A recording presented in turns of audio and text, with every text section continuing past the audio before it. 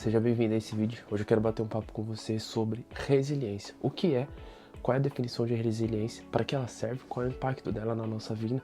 De que forma isso pode me ajudar ou me atrapalhar e por que eu preciso dela? Então, começando, eu quero ler com vocês um texto que se encontra em Ezequiel, capítulo 47, no versículo 12, que diz: Árvores frutíferas de toda espécie crescerão em ambas as margens do rio. As suas folhas não murcharão e os seus frutos não cairão. Todo mês produzirão. Porque a água que vem do santuário chega a elas, e os seus frutos servirão de comida, e as suas folhas de remédio. Então, aqui tem um texto que a gente vai usar como base, mas primeiro, como a gente está falando de resiliência, vamos buscar a definição disso. E a definição de resiliência nada mais é do que propriedade que alguns corpos apresentam de retornar à sua forma original após terem sido submetidas a uma deformação elástica. Nada mais é do que a resistência ao choque ou à adversidade. Tem algumas definições, né, que falam sobre o elástico, que ele estica e consegue voltar à sua forma original em comparação com vida, né, que depois de um choque ele quebra e você não consegue mais fazer ele voltar à tua forma original. Então, a definição de resiliência nada mais é do que a capacidade de algo de se submeter a processos de extremos e conseguir voltar à sua forma original. Quando eu fui buscar definições mais específicas sobre resiliência, muito se fala sobre a capacidade de voltar à sua originalidade, de suportar os processos. Na maioria das vezes se diz que para ter resiliência você precisa tirar força de algo externo, como um objetivo a ser alcançado, alguma coisa que você tenha dentro de você, uma força interna. A gente vai ver um pouco mais sobre isso agora. Então, analisando agora o texto de Ezequiel 47, em comparação com a definição de resiliência, a gente vê que tem duas coisas que são muito importantes: a definição de propósito e a fonte. Então, a definição de propósito é que a Bíblia compara os seres humanos a essas árvores e o rio à presença de Deus. Então, aqui a gente já vê duas coisas que são totalmente diferentes. A Bíblia define e atribui propósito à nossa existência, mas também fala que não é possível ter verdadeira vida se a gente não estiver conectado a essa fonte que é Deus. Então, que nós somos essas árvores e que nós precisamos estar conectados à fonte. Então, a primeira coisa que nós vemos é que nós temos um propósito específico e que nós somos como essas árvores, e que assim como as árvores, se não estiverem conectadas a alguma fonte de água, ela não consegue sobreviver. Nós também, se não estivermos conectados a esse rio, que fala que é a presença de Deus, a gente também não consegue suportar os processos. Entender o nosso propósito é essencial para poder caminhar e para poder tirar forças, para saber de onde a gente vai tirar essas forças e de onde vem a nossa resiliência. Entender isso é fundamental para caminhar nas outras coisas que Deus tem revelado aí para nós. Ponto 2. Para ter resiliência, nós precisamos ter conectados à fonte. A gente estava falando sobre resiliência e a gente falou sobre como nós precisamos estar conectados à fonte. Então, para ter resiliência, nós precisamos estar conectados à fonte. Em João 15, também no começo do texto, Jesus ele explica como sem mim nada podeis fazer. Então, para ter amor, você precisa ter amor.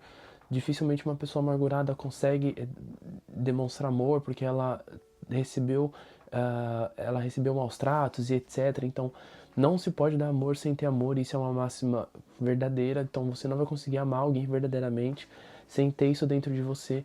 E nós entendemos que a fonte é Jesus e nós buscamos isso na fonte daquele que é o próprio amor. Então, Deus é amor, nós recebemos o amor de Deus, então nós podemos amar a outros. E isso nos ensina como nós precisamos estar conectados a uma fonte para poder fazer algo. E muitas vezes nós tentamos ajudar outras pessoas, nós tentamos ser bons para outros, mas nós acabamos esquecendo de buscar recursos na fonte correta. Muitas vezes nós tentamos ser bons, mas acabamos sendo maus. Não é possível você dar alguma coisa para uma pessoa sem você ter uma fonte apropriada daquilo. Enfim, você precisa estar conectado à fonte correta. Uma observação também que é muito interessante no texto é que ali no contexto ele vai falar que como esse rio ele gera vida para o Mar Morto, né? Então, e aí existem dois pontos nessa mensagem que é muito interessante, porque ele fala que esse rio ele gera vida ao Mar Morto.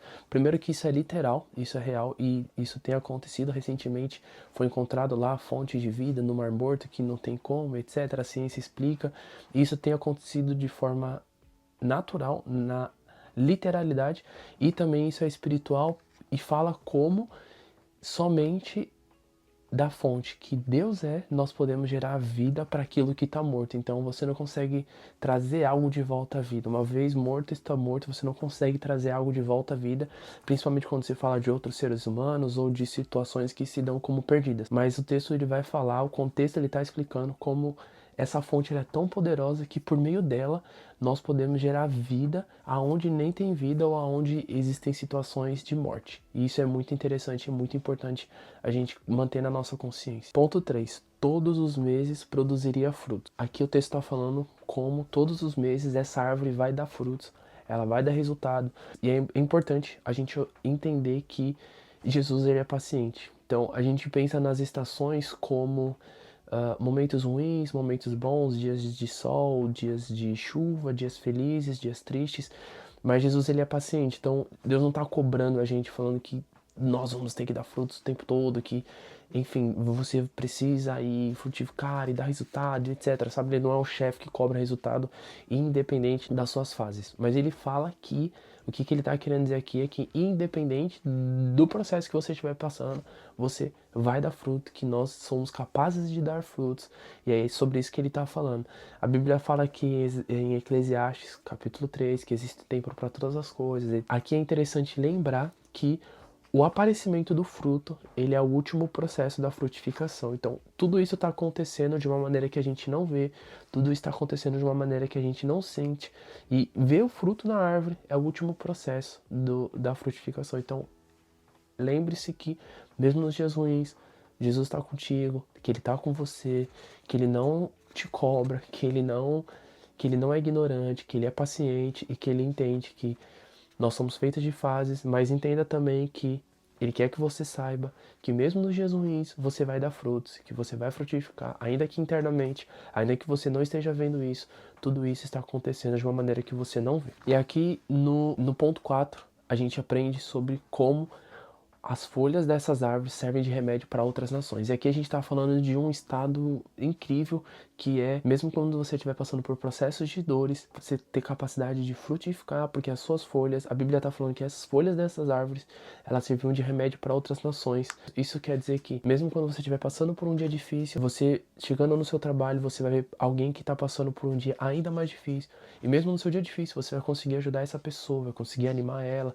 Mesmo quando você estiver passando dificuldade financeira, quem nunca teve esse exemplo, que mesmo passando algum tipo de dificuldade, a conseguir ajudar alguém que está em dificuldade ainda maior do que a gente. Os frutos que nós geramos e os resultados das coisas nas nossas vidas servem para abençoar outras pessoas, servem de exemplo e serve de cura para outras pessoas e para outras nações, para nossa família, para as pessoas do nosso trabalho, para aqueles que assistem às nossas vidas. Então, a gente falou sobre a definição de resiliência e o que ela é na definição natural pela psicologia, mas nós também estamos abordando aqui o ponto de vista daquilo que Deus vê como resiliência, que é estar conectado com Deus, que é a fonte. Nós precisamos compreender que somos como árvores, que assim como a árvore foi criada para estar conectada com a fonte de água, com alguma fonte de água, senão ela não vai conseguir sobreviver e passar pelos processos das estações, nós também assim precisamos estar conectados com Deus para suportar o processo. Então, resiliência,